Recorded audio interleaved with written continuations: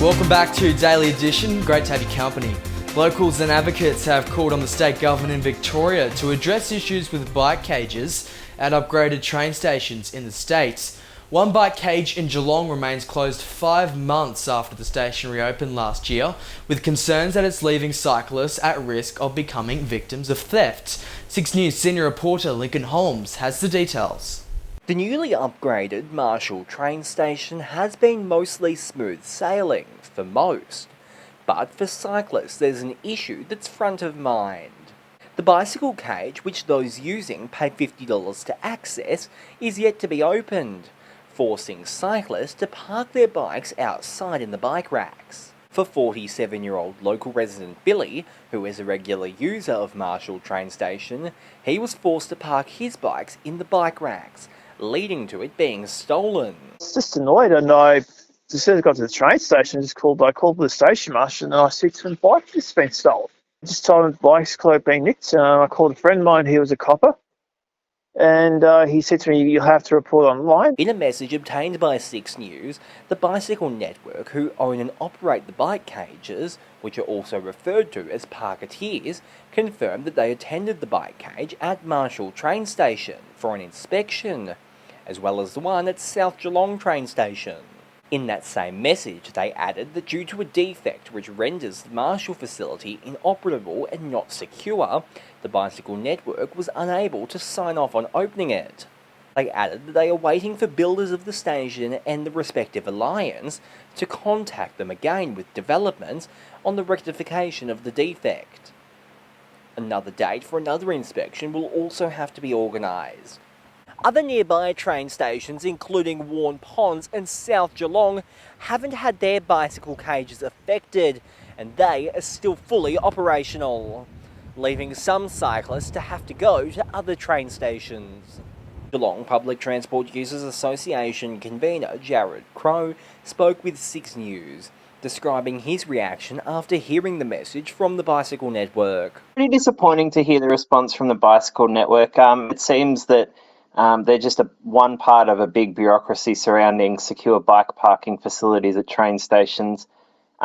We really need the Department of Transport and Planning, Regional Rail Revival and the Bicycle Network to all work together here to actually resolve this problem. That it is important all bike users are treated the same as those who choose to drive to a train station. Make sure that, when commuters and travellers alike are taking their bikes to train stations, that they can go out, visit Melbourne, visit Warrnambool, wherever they happen to be going, and know that their bike will still be there when they come back.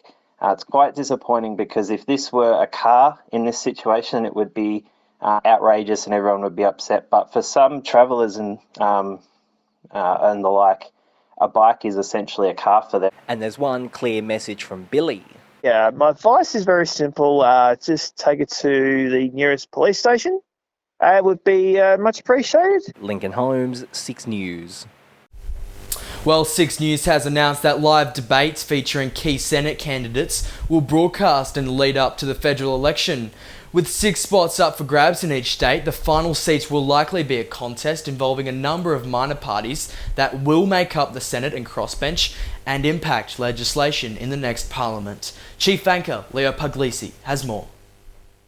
6 News can today announce that we're going to be doing a number of live Senate debates featuring key minor party candidates in the lead up to the federal election. This is our 6th year. We were formed back in 2019. This is the first time we've ever done anything like this at this scale. We're hoping to do them for each state because obviously you've got 6 seats up for grabs. It's that 6th spot that could be crucial for minor parties, and we're aiming to do them in all 6 states. We've currently got 3 locked in, and we can announce them today. So the first one will be on Tuesday, March 11. That'll be in Queensland at 7 p.m.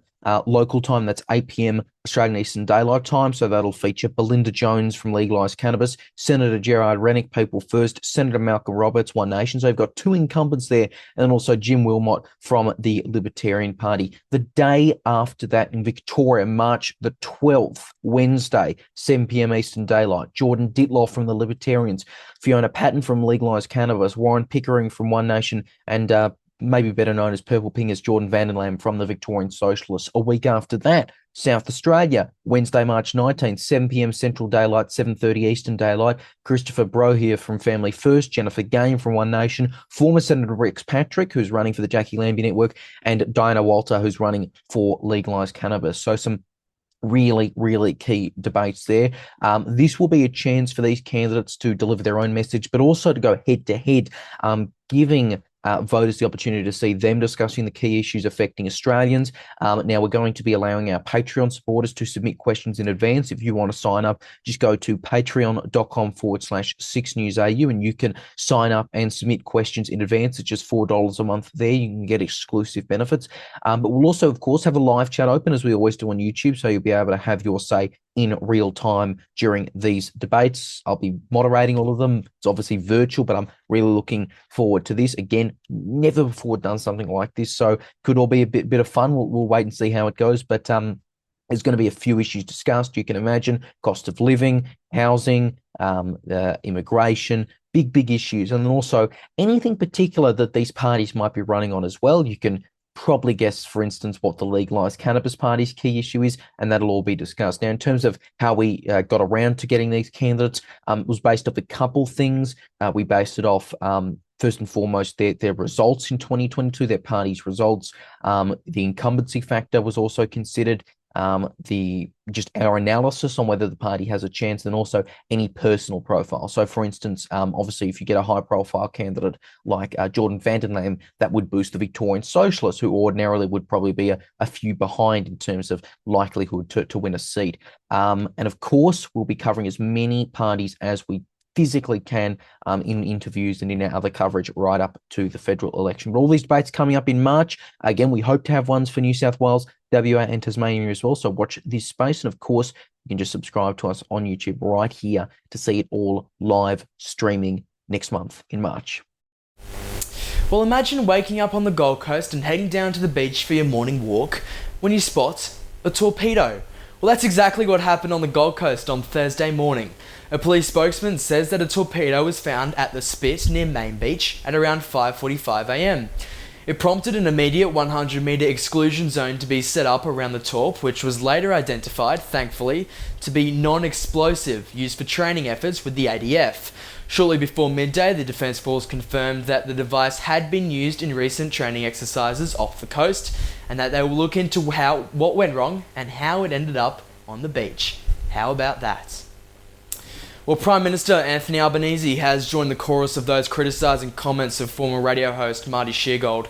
Albanese said women sports stars should get as much, if not more, respect and appreciation than their male counterparts. Take a look. They were just shocking comments that anyone could think it, let alone say it. Completely unacceptable. We need to respect each other, and disrespecting more than half the population is not on. Sheargold and Southern Cross Austereo, the owner of Triple M, parted ways on Wednesday off the back of his on-air remarks, where he said the Matildas reminded him of 10-year-old girls, and he also added that he would rather nail a hammer through himself than tune into the Asian Cup, before asking if there were any men's sports they could discuss. In the same episode of the Marty Sheargold Show, he also said, quote, "Endometriosis, it's made up." And that's the latest from Daily Edition. I'm Austin Pollock. More news is on the way.